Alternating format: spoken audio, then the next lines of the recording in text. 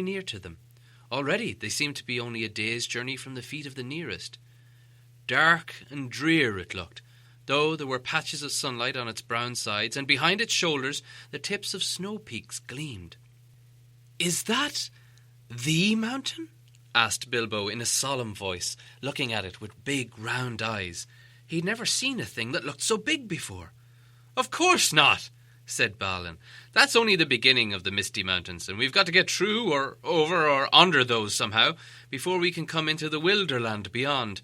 And then it's a deal of a way even to the other side of them, to the Lonely Mountain in the east, where Smaug lies and our treasure." "Oh," said Bilbo, and just at that moment he felt more tired than he ever remembered feeling before. He was thinking once again, not for the first and not for the last time, of his comfortable chair before the fire in his favourite sitting room in his hobbit hole, and, of course, of the kettle singing. Not for the last time. Now Gandalf led the way. "We must not miss the road, or we shall be done for," he said. "We need food, for one thing, and rest in reasonable safety. Also, it is very necessary to tackle the Misty Mountains by the proper path, or else we will get lost in them, have to come back and start at the beginning. If you ever get back at all, that is."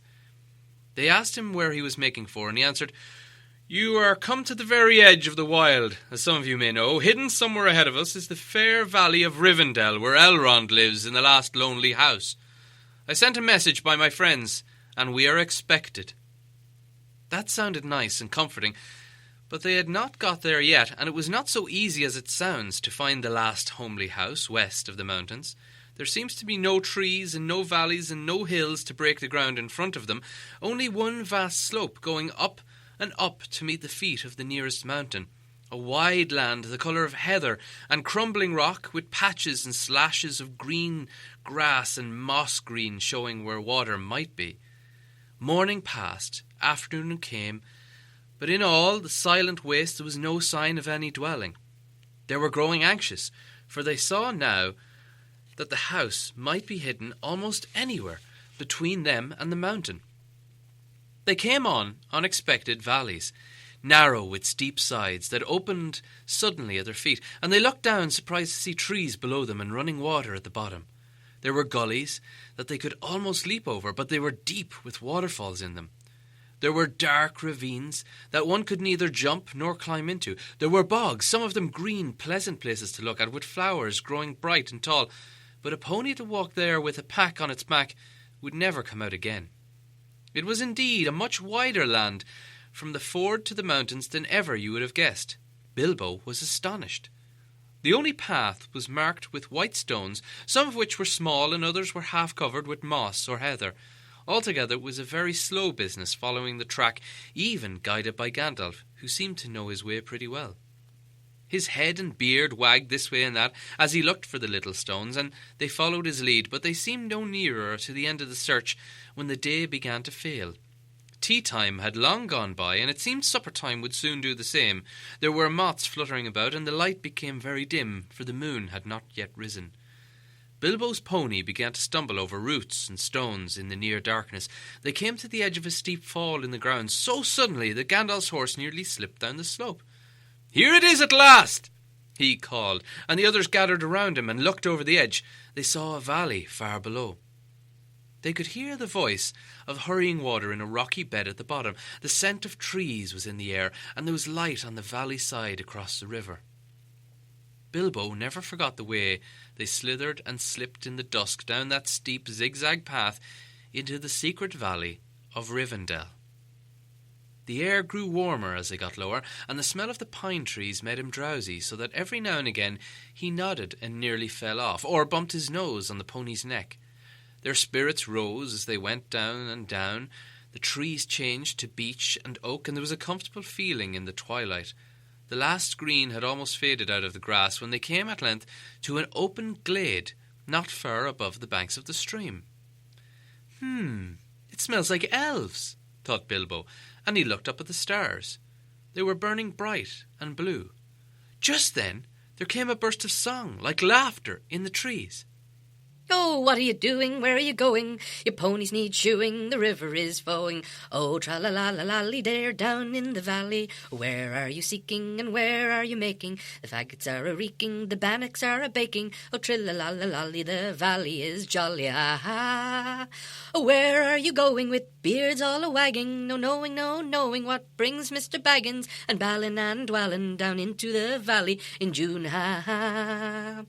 Oh, will you be staying? Will you be flying? Your ponies are a-straying, the daylight is dying. To fly would be folly, to stay would be jolly, and listen and hark till the end of the dark to our tune. Ha ha. So they laughed and sang in the trees, and pretty fair nonsense, I dare say you think. Not that they would care, nor would only laugh all the more if you told them so. They were elves, of course. Soon Bilbo caught glimpses of them as the darkness deepened. He loved elves, though he seldom met them, but he was a little frightened of them too. Dwarfs don't get on well with them. Even decent enough dwarfs like Thorin and his friends think them foolish, which is a very foolish thing to think, or get annoyed with them. For some elves tease them and laugh at them, and most of all at their beards. "Well, well," said a voice, "just look. Bilbo the Hobbit on a pony. My dear, isn't it delicious? Most astonishing, wonderful." Then off they went into another song as ridiculous as the one I have written down in full just here. At last a young tall fellow, came out from the trees and bowed to Gandalf and to Thorin. "Welcome to the valley," he said. "Thank you," said Thorin, and a bit gruffly, but Gandalf was already off his horse and among the elves, talking merrily with them. "You're a little out of your way," said the elf. "That is, if you are making for the only path across the water and to the house beyond. We will set you right, but you'd best get on foot until you are over the bridge. Are you going to stay a bit and sing with us, or will you go straight? Supper is preparing over there. I can smell the wood fires for the cooking." Tired as he was, Bilbo would have liked to stay a while. Elvish singing is not a thing to miss in June under the stars. Also, he would have liked to have a few private words with these people that seemed to know his names and all about him, although he had never seen them before. He thought their opinion of his adventures might be interesting, too. Elves know a lot and are wondrous folk for news, and know what is going on among the peoples of the lands, as quick as water flows, or even quicker. But the dwarfs were all for supper as soon as possible just then, and would not stay. On they all went, leading their ponies, till they were brought to a good path, and so at last to the very brink of the river.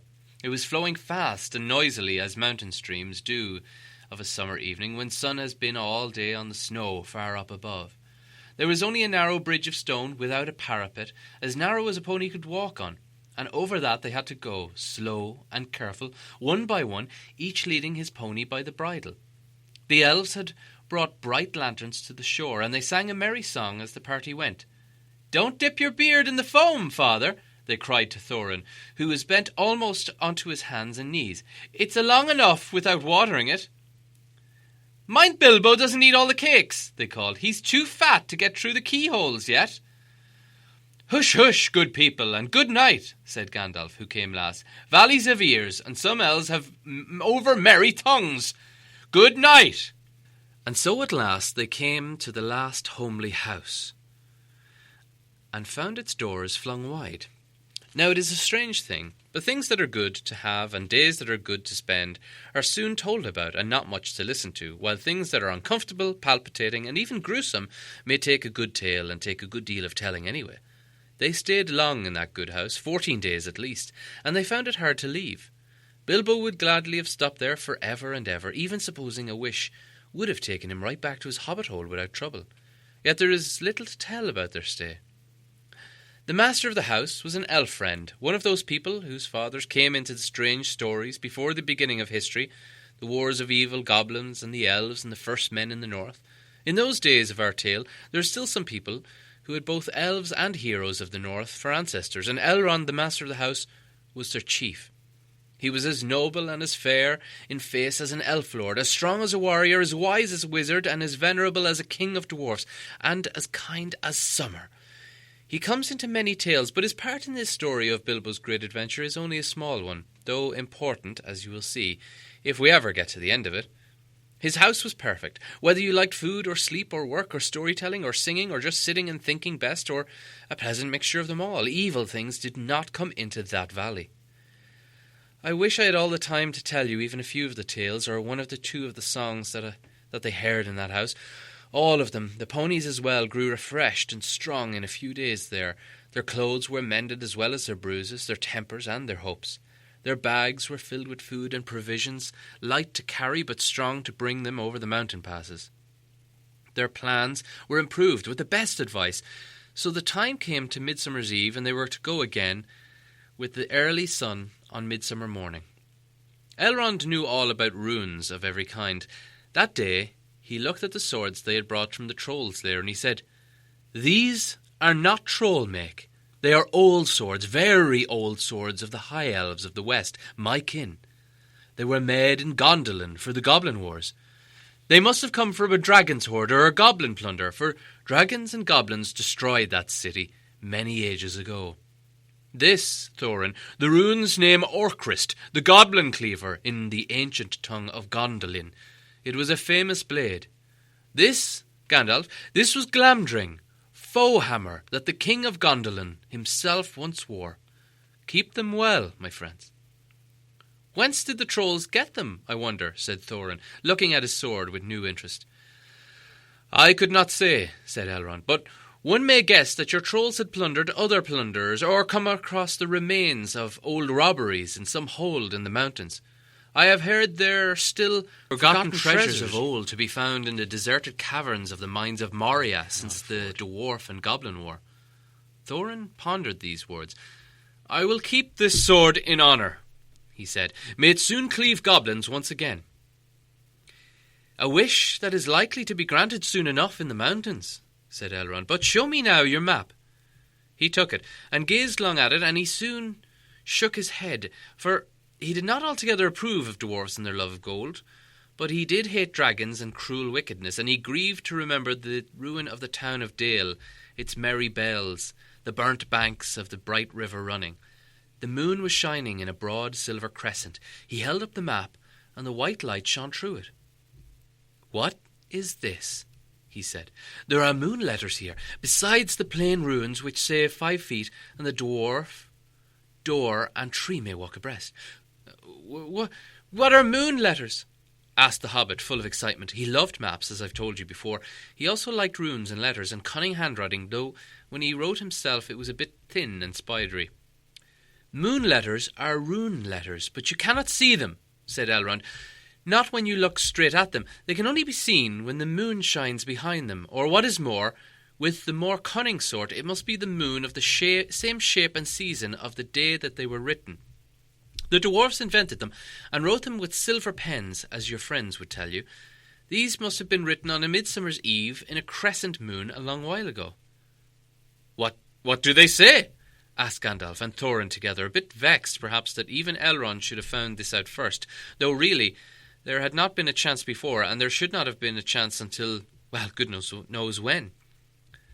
"Stand by the grey stone when the thrush knocks," read Elrond, "and the setting sun with the last light of Durin's day will shine upon the keyhole." Durin, said Thorin. "He was the father of the fathers of the eldest race of dwarfs, the Longbeards, and my first ancestors. I'm his heir. I'm his heir." "Then what is Durin's day?" asked Elrond. "Well, it's the first day of the dwarves' new year," said Thorin. It is all of us know this. It's the first day of the last moon of autumn, on the threshold of winter. We still call it Durin's Day, when the last moon of the autumn and the sun are in the sky together, but this won't help us much, I fear, for it passes skill in these days to guess when such a time will come again." "That remains to be seen," said Gandalf. "Is there any more writing?" "No, none to be seen by this moon," said Elrond, and he gave the map back to Thorin, and then they went down to the water to see the elves dance and sing upon Midsummer's Eve. The next morning was a midsummer's morning, as fair and fresh as could be dreamed by anyone. Blue skies and never a cloud, and the sun dancing on the water. Now they rode away amid songs of farewell and good speed, and their hearts ready for more adventure, and with a knowledge of the road they must follow over the misty mountains to the dark lands beyond. End Chapter 3.